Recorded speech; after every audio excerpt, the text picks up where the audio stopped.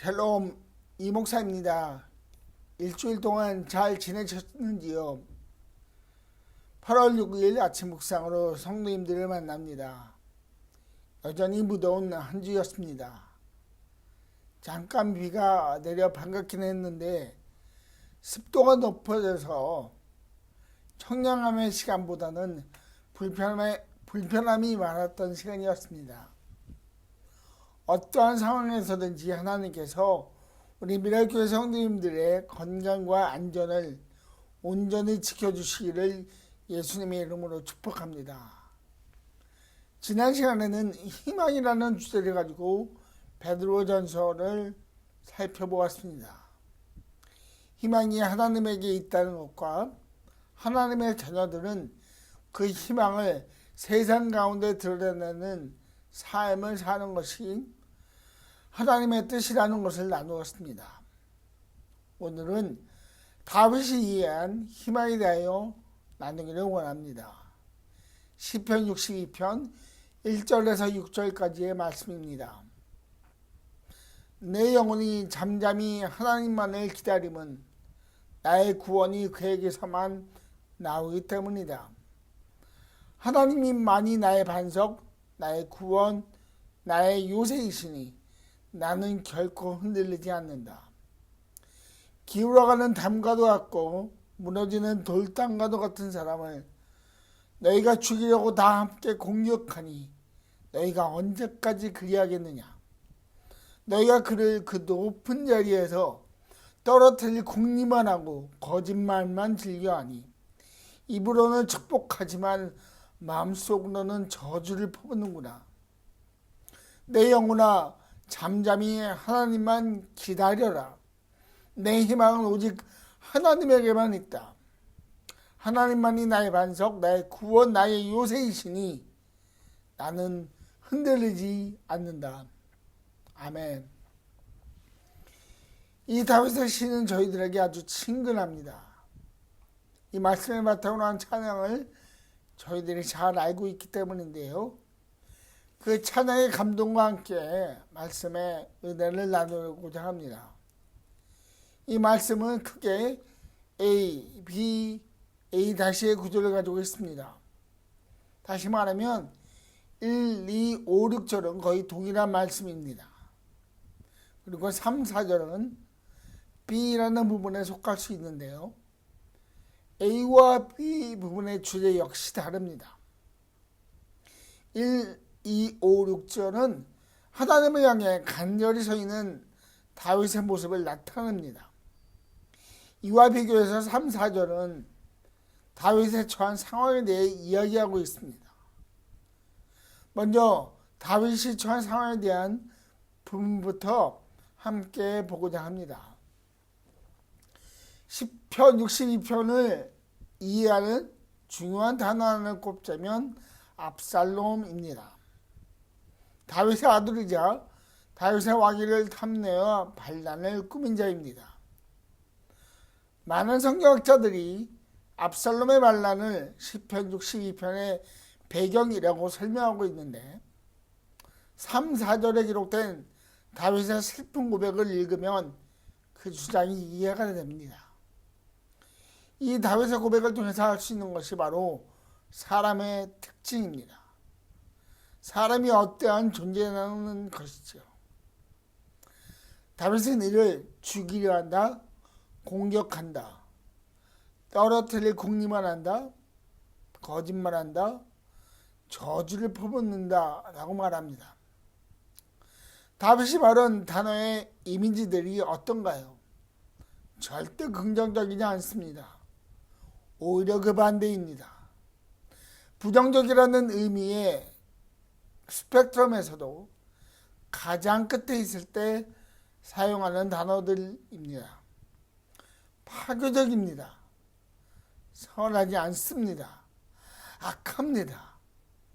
죄인 중에서도 아주 나쁜 죄질의 죄인만이 가지고 있는 성향인 것 같습니다. 그러나 이것이 바로 사람의 특징인데 다윗은 압살롬 이전에 이미 이러한 고난을 사울 왕을 통해 경험하였습니다. 골리앗과의 싸움에서 승리한 다윗은 많은 사람들에게 칭찬을 받았지만 사울 왕에게는 그렇지 못했습니다. 그는 오히려 다윗을 죽이려고 하고 다윗은 이를 피해 도망합니다. 사울 왕은 다윗을 죽이려 하였고 공격하였고 거짓말을 하였고 저주를 퍼부은 자입니다. 이러한 사실을 경험한 다윗에게 그와 비슷한 상황을 다시 압살롬으로부터 경험하게 된 것이죠. 다윗의 마음이 어떠했을까요? 사람이 싫어졌을 것입니다. 마음고생이 아주 심했을 것입니다. 단순한 사랑과의 관계로부터의 배신도 참으로 견디기 힘든데 장인으로부터 아들로부터의 배신은 인생의 허무함을 생각하게 되었을 것입니다. 이와 같이 사람은 허물과 악함을 가진 존재입니다. 죄인입니다. 모든 사람이 죄를 범하였다는 하나님의 말씀이 진실이라는 것을 다윗의 고백을 통해 알 수 있습니다. 모든 사람은 허물과 악함을 가지고 있기에 거룩함에 이르지 못합니다. 완전한 정의로움에 다다르지 못하기에 그 사실을 고민하면서도 여전히 악함과 허물을 가지고 사는 존재입니다. 이런 존재에 희망이 있을까요? 그렇지 않습니다.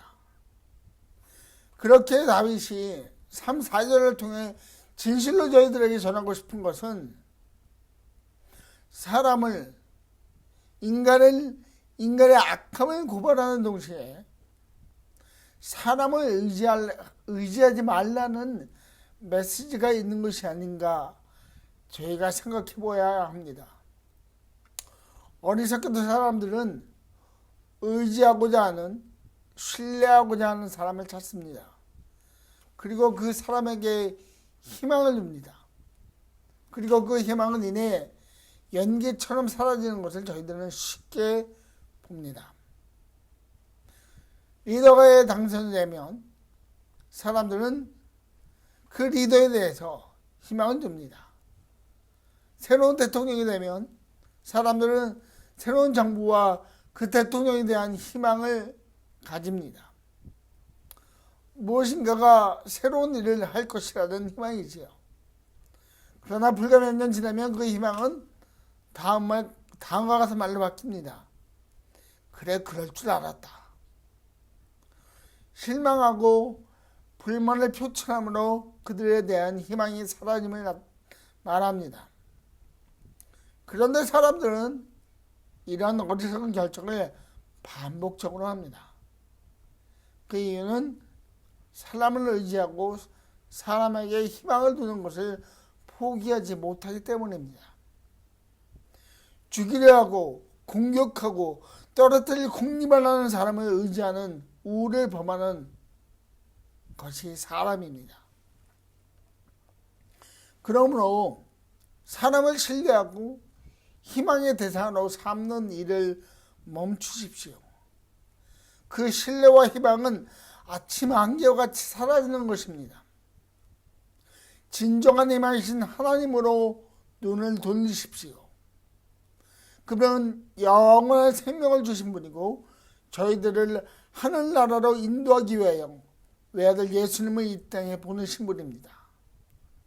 잠잠히 생각해보는 축복이 있기를 바랍니다. 나는 지금 누구를 의지하고 누구를 희망으로 삼고 살아가고 있는가? 그리고 하나님 앞에서 다음과 같이 기도하는 은혜가 있기를 바랍니다. 하나님, 언제나 하나님만을 의지하게 해주시고 하나님 이외의 것을 의지 않도록 성령께서 나를 도와주십시오. 다윗이 마주한 상황은 아주 고통스러웠습니다. 낙심하기 쉽고 절망하기 쉬운 상황입니다. 그러나 다윗은 낙심과 절망의 시간에 머무르지 않고 그것을 극복하는 방법을 선택하였습니다.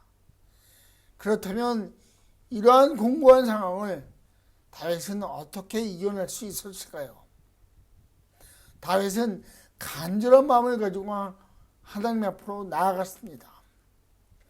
이해하지 못할 상황에 처한 다윗이지만 그는 하나님을 기다린다는 입술의 고백으로 그의 믿음을 드러냄을 2절에서 말합니다. 내 영혼이 잠잠히 하나님만을 기다리면 나의 구원이 그에게서만 나오기 때문이다. 하나님만이 나의 반석, 나의 구원, 나의 요새이시니 나는 결코 흔들리지 않는다. 아멘. 한국말 성경에는 기록되어 있지만 않지만 1절과 2절 첫머리에는 아크라는 단어로 시작합니다. 오직, 진실로, 확실히 라고 번역할 수 있는데 이 단어를 넣어서 1절을 읽어보면 오직 내 영혼이 하나님만을 기다립니다 라고 할 수 있습니다.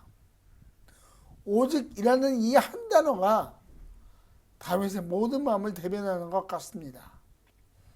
나는 상황의 마음을 쏟지 않고 눈을 돌리지 않고 이 모든 상황 가운데 역사하실 하나님을 기다리겠노라고 결심하는 다윗의 모습이 그려집니다. 비록 그는 예루살렘을 떠날 수밖에 없는 상황을 마주하지만 하나님께서 그에게 약속하신 것을 기억하며 발걸음을 옮겼을 것입니다. 다윗이 이렇게 할 수 있었던 이유는 바로 그의 경험입니다. 사울 왕으로부터의 경험입니다. 그 경험을 통해 그는 하나님의 도우심과 선하신 계획을 알게 되었고 하나님께서 약속하신 대로 그는 이스라엘의 왕이 되었습니다. 이런 경험을 통해 다윗이 배운 것은 하나님께서 해결하신다는 것입니다. 하나님께서 모든 일을 주관하신다는 것입니다. 비록 어렵고 고통스러운 상황 가운데 있을지라도 하나님께서 그 상황의 중심에서 하나님의 뜻과 계획대로 인도하신다는 것입니다. 사도 바울도 하나님께서 해결하심을 믿고 나아간 자라는 점에서 다윗과 공통점이 있습니다. 그는 하나님의 교회를 세우는 위대한 일을 하였습니다. 그가 가는 곳마다 교회가 세워지고 불신자들이 돌아오는 하나님의 역사가 나타났습니다. 그러나 개인적으로 그의 고백을 보면 그의 선교 여행은 고난의 연속이었다는 것을 고린도후서 11장에서 말합니다. 그를 향한 이방인들의 오해가 있었고 성도님들로부터의 오해가 있었습니다. 바울의 성격상 이런 오해를 빨리 풀어버리고 싶은 마음이 간절했을 것입니다. 그러나 그는 그가 해결하는 것을 포기하였습니다. 그 이유는 무엇이었을까요? 그것은 바로 하나님께서 해결하신다는 믿음입니다. 저희들의 삶이 다윗과 바울의 삶과 다르지 않습니다. 하나님을 신실하게 믿고 의지하며 살아가는데 이해하지 못할 일을 마주합니다. 전혀 예상하지 못한 일들을 만납니다. 저도 경험이 있습니다. 2008년 한국에 잠깐 와서 비자를 받고 다시 미국으로 가는 것으로 알고 있었습니다. 더군다나 저를 초청한 교회는 한국 교회가 아니라 미국 교회였습니다. 당연히 다시 가서 무엇을 할지에 대한 설렘을 가지고 왔는데 다시 들어가지 못하는 상황을 맞이하게 되었습니다. 그 기간 동안 하나님 앞에 나아가 매일 울고 기도할 수밖에 없었습니다. 성도님들에게도 이러한 어려움이 있을 때가 있을 것입니다. 그 마주한 상황이 너무 힘들어서 기도할 힘도 없고 낙심하여 하나님의 이름을 부를 기운조차 없을 때가 있습니다. 그러나 오늘 한 단어만 기억하십시오. 다윗이 말한 오직입니다. 오직 하나님께서 해결하신다는 믿음으로 일어나십시오. 하나님께서 이 모든 상황을 알고 계시고 가장 선한 길로 인도하신다는 믿음으로 일어나십시오. 그리고 그 무엇보다 크고 높으신 하나님 앞에 우리의 마음과 생각을 집중함으로 결코 흔들리지 않는 미랄교회 성도님들 되기를 축복합니다. 사람은 참 악합니다. 다른 사람이 잘되고 높은 자리에 올라가는 것을 축복해주는 자는 거의 없습니다. 오히려 그 반대이지요.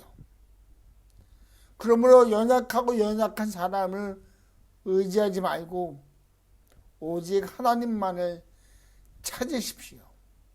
그분을 기다리십시오.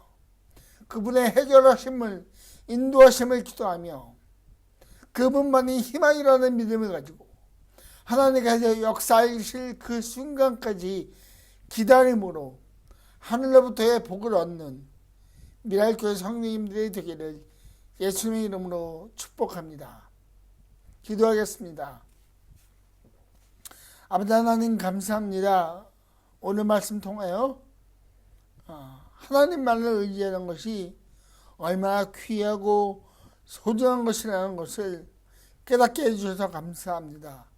주님, 매일매일의 삶 가운데 오직 내 하나님만이, 오직 나의 하나님만이 나의 구원이시오, 요새시오, 반석이심을 고백하며 하나님의 해결하실 그 순간까지 잠잠히 기다림을 주 앞에 고백하오니 주님 오늘 하루 저희의 모든 삶을 주님께서 인도하시고 축복하여 주십시오.